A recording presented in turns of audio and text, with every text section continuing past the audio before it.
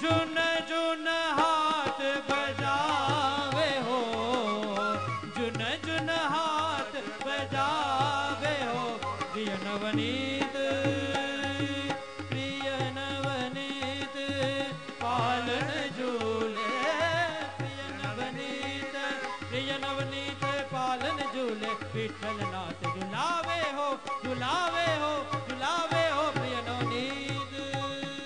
और जहाँ सिद्ध स्वामी इस लीला का दर्शन कर रहे हैं, जान गए अकबर के अंदर कुछ देवी तत्व है, उसको तो ये दर्शन हो रहे हैं।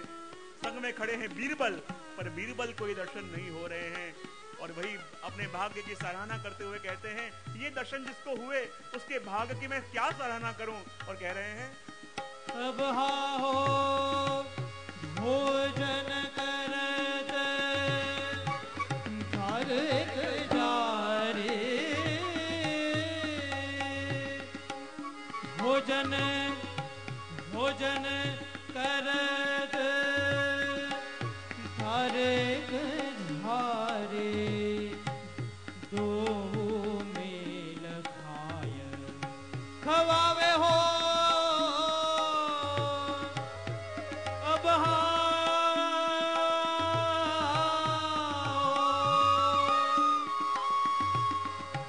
गुप्त महारज प्रगट जनावे, गुप्त महारज प्रगट जनावे, प्रीत नहीं उपजावे हो, प्रीत नहीं उपजावे हो, प्रीत नहीं उपजावे हो, प्रिय नवनीत प्रिय नवनीत पालन झूले, प्रिय नवनीत पालन झूले, विठ्ठल नाथ झुलावे हो, झुलावे हो, झुलावे हो, प्रिय नवनीत। क्या दर्शन हुआ? भोजन करत थाल एक झारी, और संग मिल खाए खवावे हो। क्या दर्शन कर रहे हैं? श्री नवनीत प्रिया जी, श्री गुसाई जी दोनों भोजन करने विराजे हैं, एक थाल एक झारी।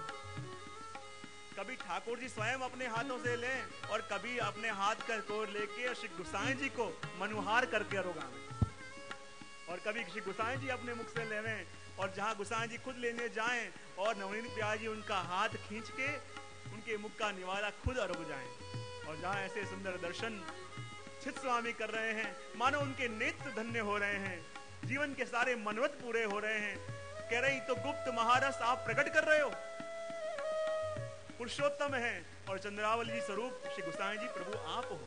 और देखो तो सही, बाल स्वरूप से विराज रहे नवनीत प्रिय, पर जैसे प्रभु बाल हैं, पर प्रभु नित्य बालक भी हैं और नित्य किशोर भी हैं। और वही अधिकारी जीव जो हो वही इस लीला को देख पावे, इस लीला के दर्शन कर पावे।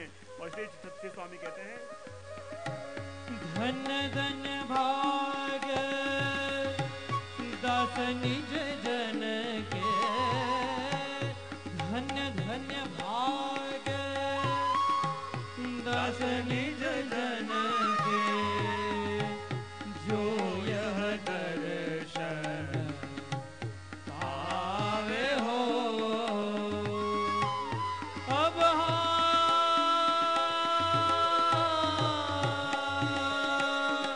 हो चित स्वामी, चित स्वामी गिरिधरन से विठला, निगम एक कर गावे हो, निगमन एक कर गावे हो, प्रिय नवनीत प्रिय नवनीत पालन झूले, प्रिय नवनीत पालन झूले,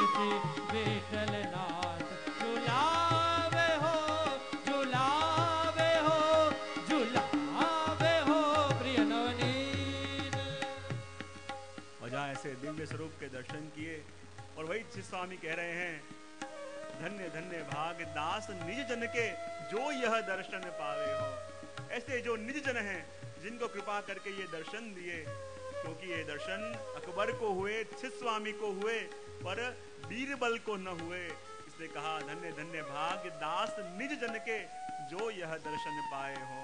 जिनने अपने नेत्रों से ये दर्शन करे उसके भाग्य की क्या सराहना करें, उसके भाग्य का कोई क्या बखान करे, जिसके ऊपर प्रभु ने ये अनुग्रह किया और ऐसी कृपा करके दृष्टि दी, कृपा करके ऐसे दर्शन दिए। यही बात आपने इस द्वितीय पंक्ति के अंदर कही और यही बात आपने कही, इसी पुरुषोत्तम स्वतंत्र क्रीड़ा लीला द्विज तनुभाधारी। हे प्रभु आप तो वही पुरुषोत्तम हो। कैसे पुरुषोत्तम? वही स्वतंत्र क्रीड़ा करने वाले। क्रीड़ा कह के बाद में लीला शब्द भी दे दिया, क्योंकि एक होता है क्रीड़ा, एक होता है कर्म और एक होता है लीला। ऐसा कार्य कि जो करने के बाद उसका कोई परिणाम न हो, जो कार्य करने के पीछे जीव का कोई हेतु न हो, उसको कहते हैं क्रीड़ा। उठना बैठना, यहाँ देखना, सांस लेना, कुछ करना, मतलब जिसका कोई उद्देश्य नहीं है, सिर्फ हो रहा है, नेचुरल हो रहा है, वो तो कहते हैं क्रीड़ा। और ऐसी क्रिया कि जिसके पीछे पाप और पुण्य भी इकट्ठा होता है, उसको कहते हैं कर्म।